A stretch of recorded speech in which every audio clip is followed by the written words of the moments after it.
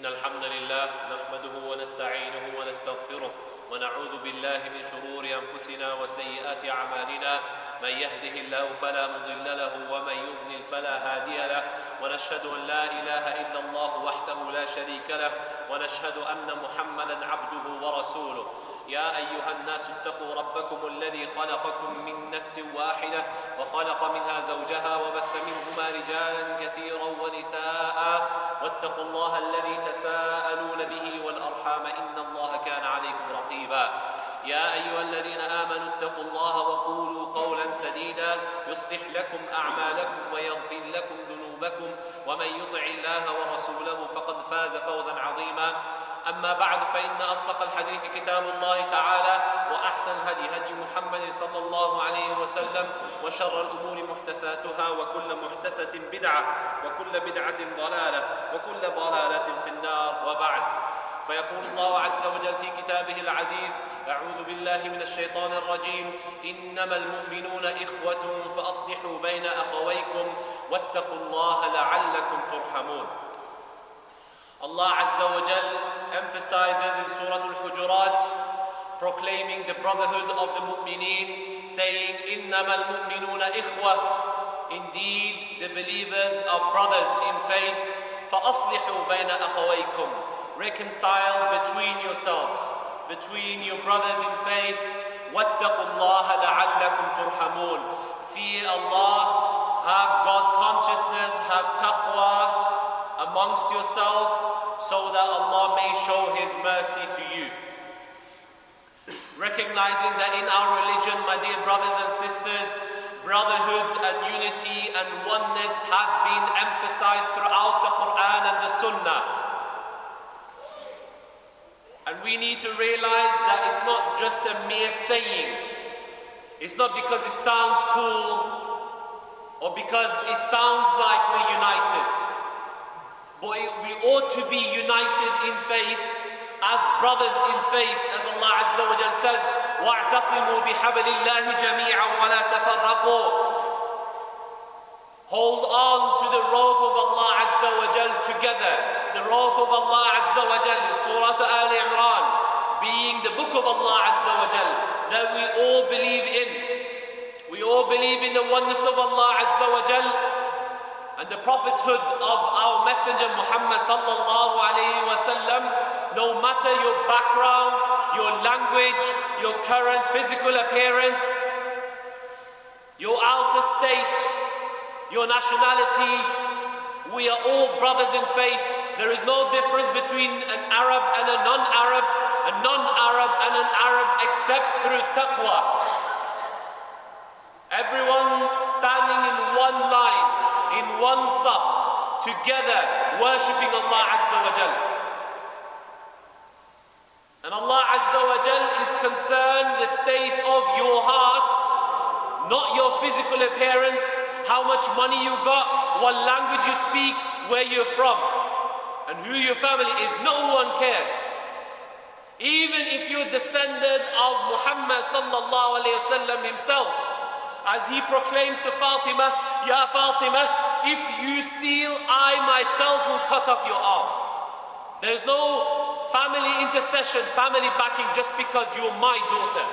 Rasulullah says in the hadith, لا تباغضوا ولا تحاسدوا ولا تدابروا وكونوا عباد الله إخوانا. Don't be angry with each other. Don't be envious of each other. Don't turn away from each other, and be brothers in faith. لا يحل لمسلم أن يهجر أخاه فوق 3 ليال يلتقيان فيعرض هذا ويعرض هذا. It is not permissible. It is haram for you to stay away from your brother for more than 3 days, in a manner where one meets the other and they turn away towards each other. That is, by the way, not for silly small stuff, but for major issues between yourselves that you cannot help.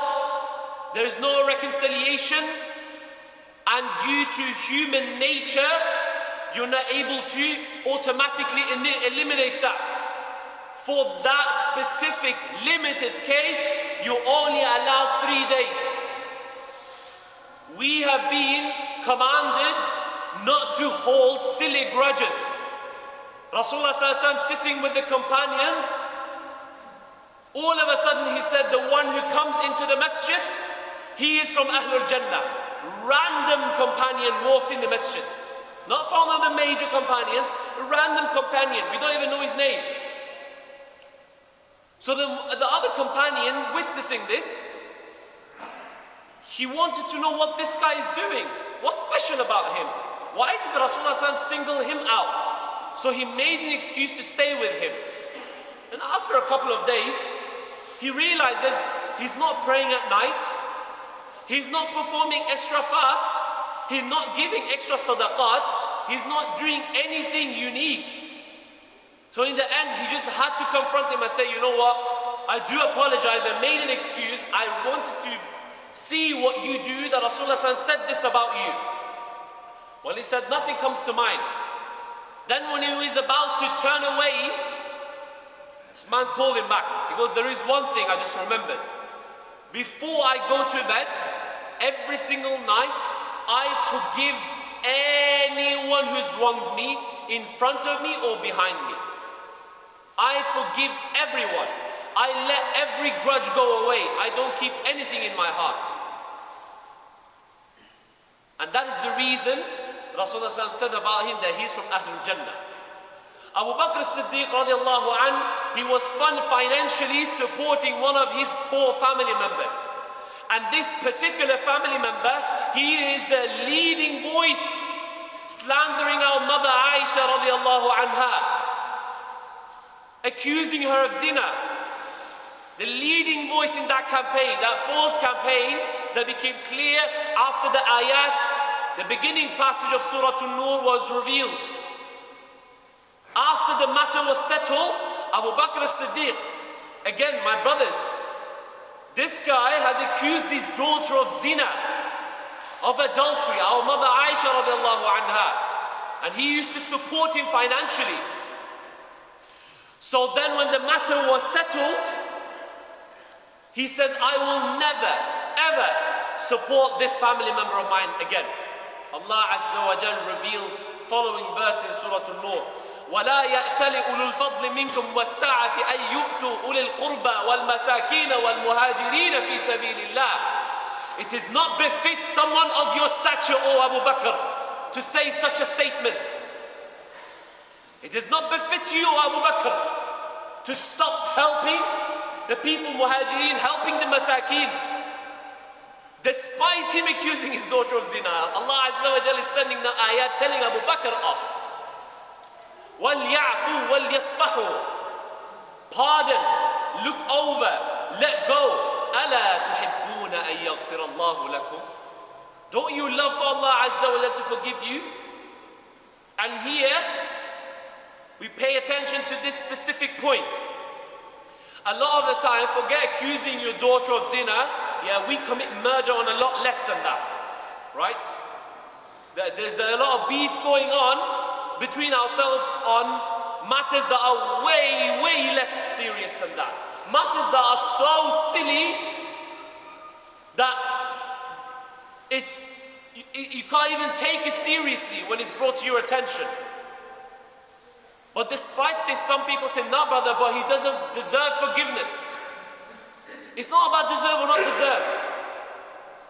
Let's say, for argument's sake, he doesn't deserve forgiveness. Let it go for the sake of your own forgiveness. Because you want Allah to forgive. So you hope, okay, that person doesn't deserve forgiveness, but I'm going to let it go. I am going to leave this grudge in my heart for the sake of Allah Azza wa Jal alone, hoping that because I'm doing this for Allah's sake, that Allah forgives me. You're not only doing these things for people, my dear brothers and sisters. We're doing it for the sake of Allah Azza wa Jal. This equation of yours needs to include Allah subhanahu wa ta'ala. And when He includes Him, it's a lot easier letting petty things like this go. This dunya is too short This life is too worthless and meaningless for you to keep holding on to grudges in your heart. And you'll find yourself distressed with anxiety and pain when you keep all of this in your heart. Let go. Let go of any grudge for anyone. From now, say to yourself that anyone who's wronged me in front of me or behind me, I have forgiven them. Do not get up today from this center except that you've forgiven anyone who's wronged you.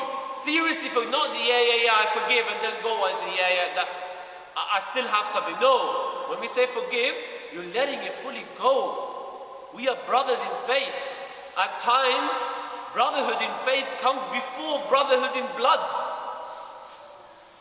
Rasulullah ﷺ, he describes us as one body. When one part of the body hurts, the whole body suffers. So let's act according to this hadith. Finally, it is time for us not to just hear this and have it go in one ear and out the other ear, but that we actually emulate these teachings of our beloved Messenger ﷺ. You come here for Jum'ah, you pray Jum'ah, because Rasulullah ﷺ, Allah Azza wa Jalla, they legislated this prayer. Well, they also legislated brotherhood in Islam. So when you come here practicing this side of the religion, you practice all of the Sharia as a whole, holistic practice of our religion, including not having any ill feelings towards any of your Muslim brothers and sisters in faith. And that causes disunity in our societies. And disunity causes weakness. And Shaitan knows this better than almost anyone. That's why he tries. I'm assuming most people, if not everyone here, they have witnessed close bonds, close brotherhoods, close family ties being shattered because of something silly that Shaitan introduced, because he hates unity. Unity means strength. It is because of this unity that we are being shamed. Our brothers and sisters are being slaughtered around the world, and we can't do anything apart from du'as and raising awareness, which is good. But there was a time that no one dared even think, they didn't even dare thinking about crossing Muslims in this way because of unity. Because of the unity that the Muslims had, because of the ukhuwah, the brotherhood that the Muslims had. One woman in the Roman market, she was harassed by a few Romans. And when she was harassed, she called out, "Wa mu'tasima." The Amir, the Khalifa of the time, his name was Mu'tasim. So he called, and she's thousands of miles away from the Khalifa. So the Romans laughed at her. "Oh, you think that Mu'tasim is going to show up for you on like a golden horse?" So when this news reached Mu'tasim, he invaded that whole land because of that woman. And he sent 70,000 golden horses just to showcase the unity of the Muslims. That one woman, whether it's one woman, 10 women, 100 women, 1,000 women, doesn't matter. Number doesn't matter. We are all one. And unless we understand this principle and we apply it, every single year is going to be worse than the previous one in terms of our weakness and how shamed and degraded we have become. May Allah Azza wa Jal grant us goodness. May Allah Azza wa Jal keep us united. May Allah Azza wa Jal strengthen the ummah of Muhammad sallallahu alayhi wa sallam. أقول ما تسمعون واستغفر الله لي ولكم ولسائر المؤمنين من كل ذنب فاستغفروه إنه هو الغفور الرحيم.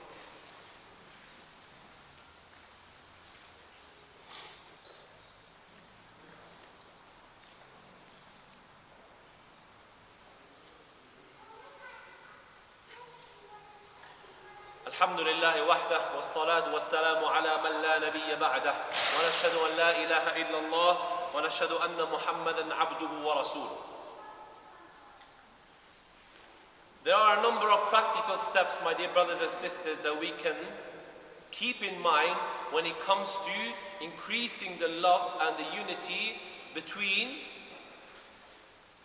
your brothers in faith. The number one thing that comes to mind is what Rasulullah ﷺ says in the hadith, لا تدخلون الجنة حتى تؤمنوا. You will not enter Jannah until you believe. ولا تؤمنوا حتى تحابوا. And you will not believe unless you love each other.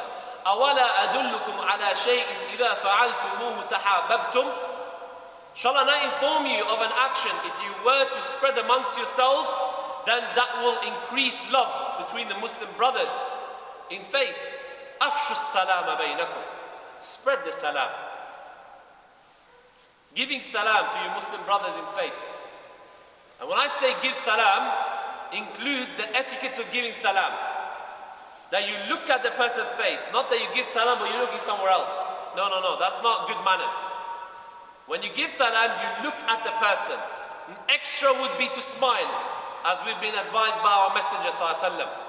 Giving salam, saying wa alaikum to salam, rather than a random person giving salam, you look at them up and down, who are you, why are you giving me salam? No, we are all Muslim brothers in faith.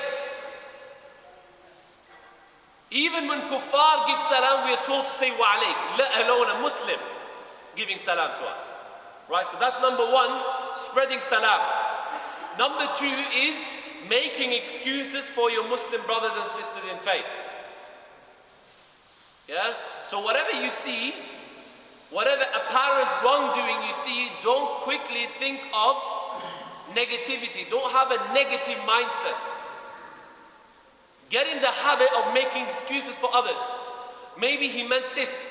Maybe he didn't have a good day. Maybe let's sit down and speak to him properly, rather than misunderstanding a point and then escalating it without even understanding the context. Yeah, this is animal behavior, not Muslims. We don't act like this. So when you see something from a Muslim brother, yeah, don't be an animal and just act accordingly and jump on them. Right? We make excuses for our Muslim brothers and sisters. Yeah, and if need be, we can sit down and ask them, you know what, Akhi, you said this. I'm not sure why you said it. Perhaps you didn't have a good day. Perhaps you're having a bad day. It happens, you know. But we've all been through that. When you're going through difficulties, but the people around you are not going to understand that, so you might lash out. You might not realize what you're saying. Yeah, but people of wisdom and hikmah, Muslims, we make excuses. As the ulama mentioned, make 70 excuses if you can. And even number 71, when you see them, add on it to the excuses. Keep on making excuses for your Muslim brothers and sisters. Yeah? And number 3 is what we've been saying all along, is don't hold on to any grudge. Please, let it go.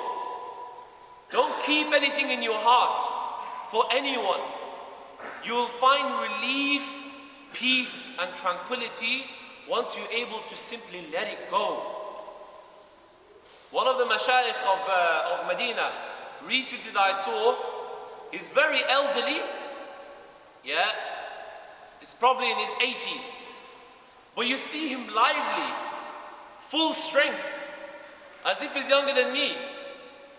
So when they asked him, Sheikh, how are you like this? He goes, from when I was young, my dad used to tell me, and made me practice not keeping anything in my heart. So because of that, it doesn't affect me. And I haven't become weakened as a result of keeping grudges, holding on to things in my heart. Once you let go, you'll be at peace. That whatever anyone says, you don't care. Someone speaks behind your back, so what? They increase their own sayyat, their own sins. Someone slandered you. Well, I know I haven't done it, so I don't care. You know? Someone swore at your mom.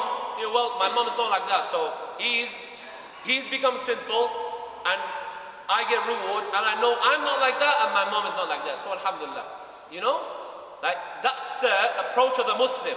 not that you lash out on everything, especially in these countries where the non-Muslims are watching your actions, and each one of you are ambassadors of this religion, where they see the whole religion through your actions. Yeah, like one of the brothers in town centre close by, I think in Birmingham, where he was giving out masahib, he's giving da'wah in town, and one woman, she came and spat in his face. She came and spat in his face straight up. So he stayed composed, and he reached for a tissue, he wiped his face, and then he gave another one to her. And so because you spat, there's some spit that's just around your mouth, on your chin. So she took it and then stormed off. Next week she came, she was like, that one action is not leaving me. I've thought about it for day and night for a week now. Ashhadu an la ilaha illallah wa ashhadu anna Muhammadan abduhu wa rasuluh. Because of one action, one good deed, staying composed and emulating the practice of our Messenger sallallahu alaihi wasallam. May Allah Azza wa Jalla open our doors.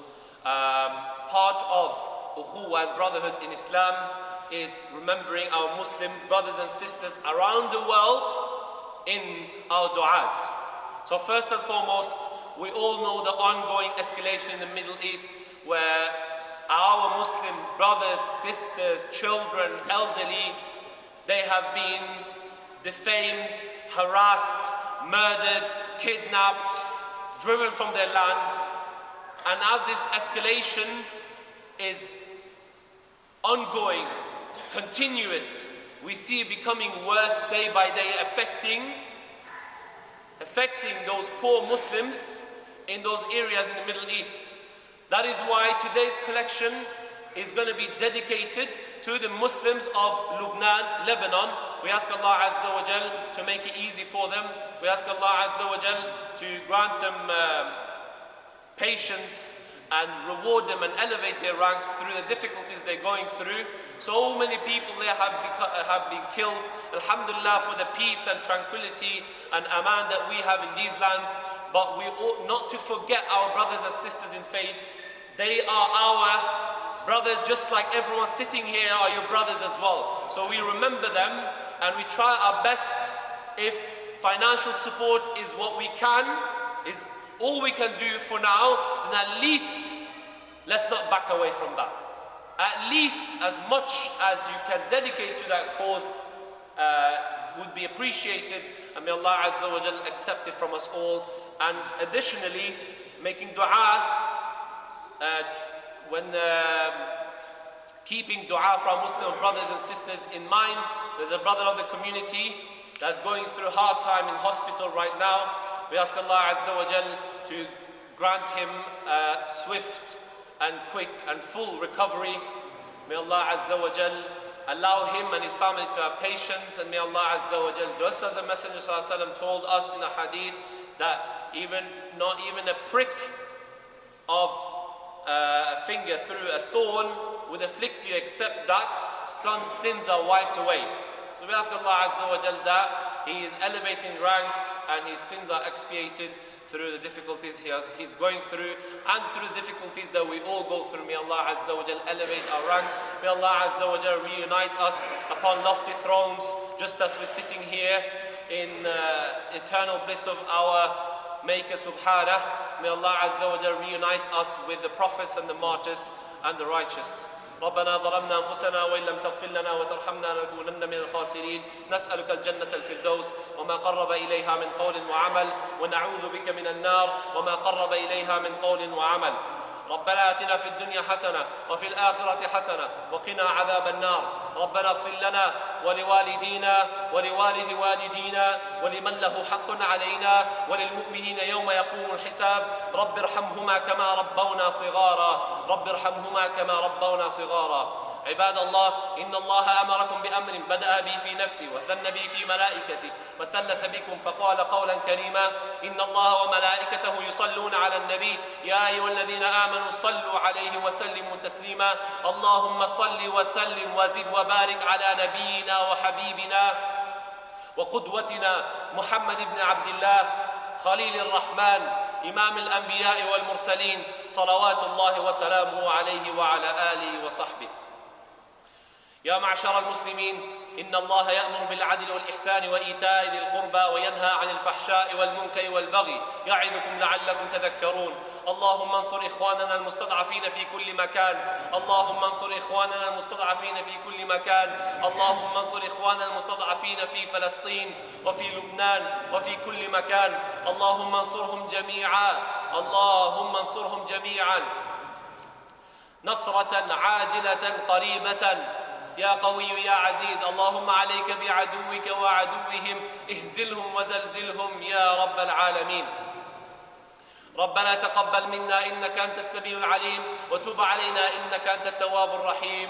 وأقم الصلاة يرحمكم الله تعالى.